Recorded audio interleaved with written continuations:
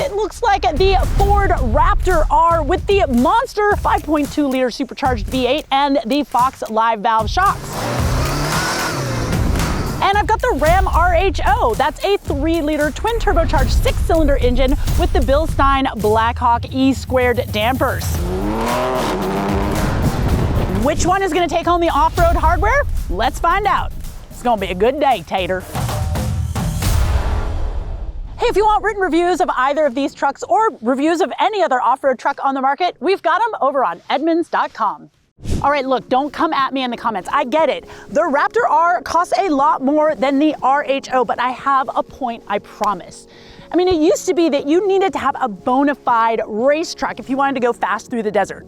But now, all you need is, well, I mean, a fair amount of money and also a lot of fearlessness, and you can channel your inner race truck driver. But is there such a thing as too much power? I mean, all the ponies in the world, it doesn't really matter unless you have the suspension to back it up. So today we're gonna put these to a flat out test of speed on the lake bed. We're gonna get through some whoops and we're gonna get them off the ground. I mean, if the lawyers let me jump it. Actually, you know what? Forget it, because I don't really care about lawyers. You cannot stop me. I will have fun. All right, I'm in the big boy, Raptor R, 720 horsepower, 640 pound-feet of torque. This thing is going to be a rocket ship on this quarter-mile little track that I've got laid out on the dry lake bed. But here's the thing, I don't have a launch control, and the computer kind of bones me when I try to do a brake stand. It won't let me go above 3,000 RPM. So I'm just gonna put this into Baja mode, and that puts me in 4-wheel drive high and traction control off. So let's see what happens. I'm kind of nervous. And 3, 2, 1, go! Oh my God! The whole front end is lifted up. I am flat out. Okay, that's 90. Oh my God, that's 90. That's 101. Woo! Like 108, 110 going across the line. Okay, Casey, what was my time? 13.96. Really, that was a really fun 13.96 seconds. So I know the Ram is a full second slower to 60 than the RHO, but let's see how it does on this quarter mile.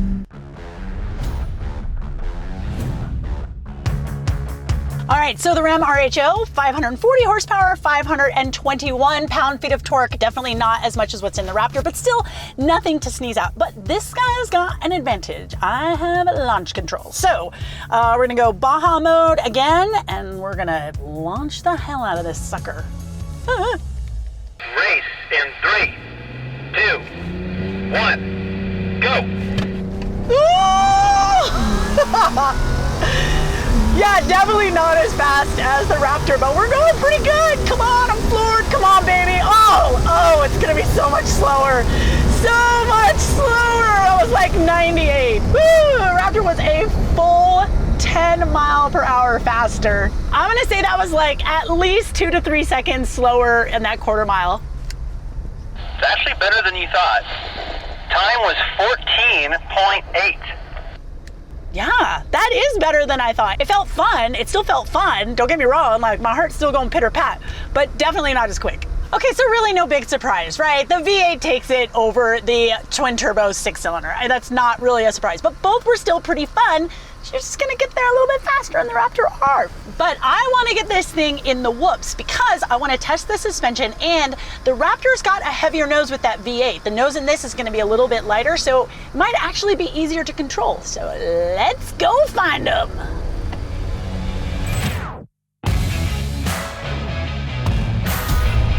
All right, so more horsepower equals more go fast time when the road is flat. I mean, that is a no-brainer, right? But here's the thing, there's not a lot of flat places in the desert, y'all. And the whoops is what separates the pros from the dilettantes. This is where the suspension really has to work together with both the weight distribution of the truck and the brute force strength. I mean, what good is having all this power if you can't get it down to the dirt? Now this Raptor R, it's got 13 inches of travel in the front, 14 inches of travel in the rear, and it's got these really cool Fox dual live valve shocks. So there's all of these sensors that take into account your steering angle, your throttle position, even how your driving style is, and it basically changes the damping and the compression like 500 times a second. Plus I've got a 5-link suspension in the rear with a coil spring, so there's no leaf spring. So this should be pretty good. Baja mode, baby. Let's see what happens. Oh, I love that V8 sound. So I got 37-inch tires here, and the trick to driving in the whoops, this is the big one, is keeping your foot in it even though you might be absolutely petrified. Because it's really easy to be scared. But once you lift, then it's all over, right? Once you lift, the truck is gonna start to buck, and it's not gonna be up on top of the whoops like what you want it to be. This is stupid. I shouldn't be able to go this fast.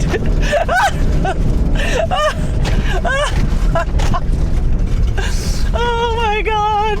We're gonna die today.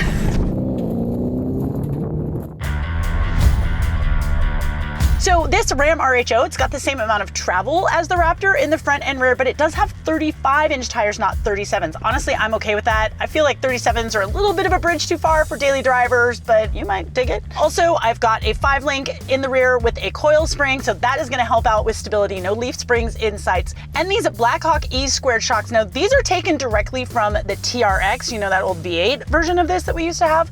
But they've been tuned specifically for this truck's lighter weight and less powerful powertrain.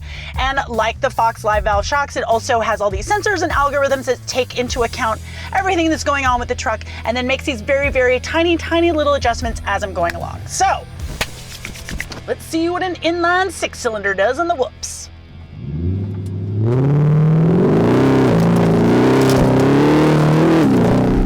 All right, so the first thing I noticed, sound not as exciting.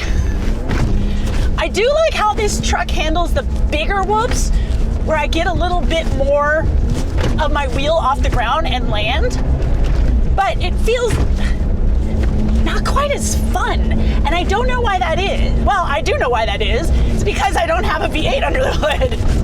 But like going through this section right here, the Ford was a little bit smoother. But again, then when you hit that whoop that gets you sailing off of it, this truck lands better. So I kind of can't wait to do the jump to really get it off the ground and see what happens. All right, look, if you guys have not put a truck into the air, it is one of the best feelings in the world. It's better than a cold Diet Dr. Pepper on a hot summer's day. Yes, I said it, it's that good. Now, the thing about this jump is that it's not very aggressive, and that's fine with me. A, these are not my trucks, and B, all I wanna do is see what happens when the trucks go from full droop to full compression and see which one lands nicer. I don't need to get that far off the ground to test that. Now, this Raptor R does have external bump stops in the rear, and it also has this jump sensor. So it knows when all 4 tires are like hanging in the air, and it primes the suspension to give you the stiffest like compression when you land. So it shouldn't be too harsh. But like, I don't know, because I haven't done it yet. So let's see what happens. All right, feet don't fail me now. Oh man, it's pretty soft. Come on, get on top of this. Get on top of this. Get on top of this. Don't puck out, don't puck out. Woo! Oh, I definitely landed on that corner right there, and I felt it. I felt it. Not a ton of head toss, but I felt it. Okay, now in the RHO, I've got external bump stops as well, but I also have these 3-stage internal hydraulic bump stops. There's a secondary piston that engages this telescoping compression. It gives you really, really good landings. I mean, at least that's what Ram says. So, you know, we've kind of got internal bump stops on both the Raptor R and the RHO. And again, I want to iterate, this is not a jump for full gnarly town. This is a jump for full droop to full compression. Oh, it's pretty soft right here. But even though this truck does not sound as good, it feels so much lighter than the Raptor R. Here we go, here we go, here we go. Whee! Oh man, so like the Raptor, this did land on the driver's side corner in the front, but it lands better, I'm not gonna lie. There's less head toss, there's less harshness.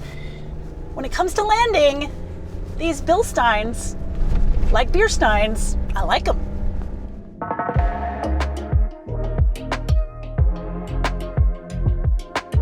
All right, I can't just be hooning around the desert all day. I gotta show you what's on the outside of these vehicles.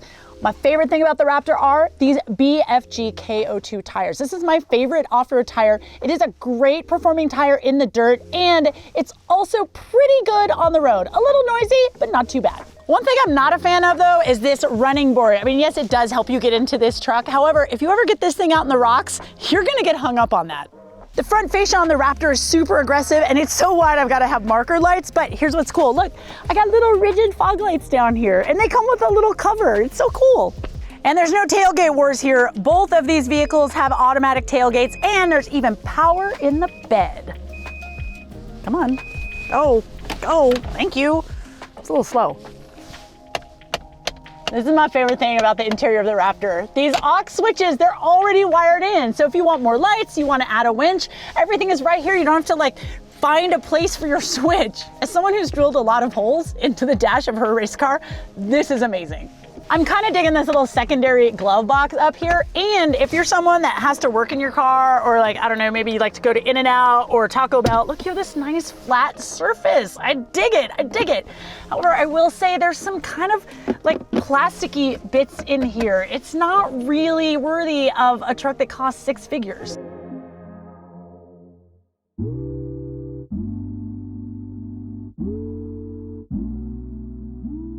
On the RHO, here's my favorite thing. All of this. I love the aggressive lighting signature. I love the fact that I've got some vents up here, maybe a little overkill for an inline-six, but this front end is the business.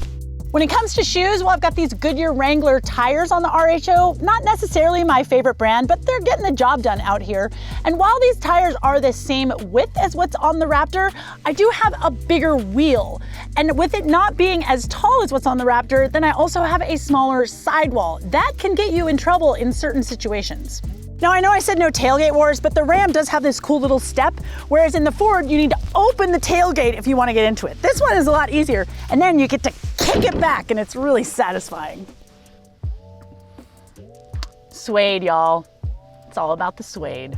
The interior materials of the Ram are so much better than what's happening in the Raptor. I mean, yes, we've got the suede, we've got the leather. There are some plastic bits, but it's not a lot. This interior is way better. Plus, I have a ton of features. Massaging seats, a screen for my passenger, and I've even got a hands-free eyes-up driving assist that really helps take the stress out of highway driving.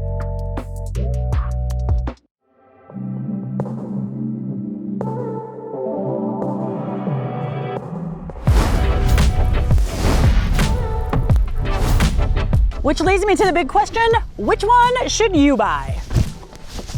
Well, the practical choice would be the Ram RHO. It's got a better interior than the Raptor, gets better gas mileage. I mean, 15 miles per gallon isn't great, but it's better than the 12 you get out of that Raptor R. It performed really well in the whoops, and it lands better. Sure, it's not as fast in a straight line, but it also costs right around like $84,000, $85,000. So who really cares? You get a lot of value for your money. But my heart is with this V8. I mean, do I need over 700 horsepower? No. Do I need 37-inch tires? Absolutely not. But do I need this truck? 100%.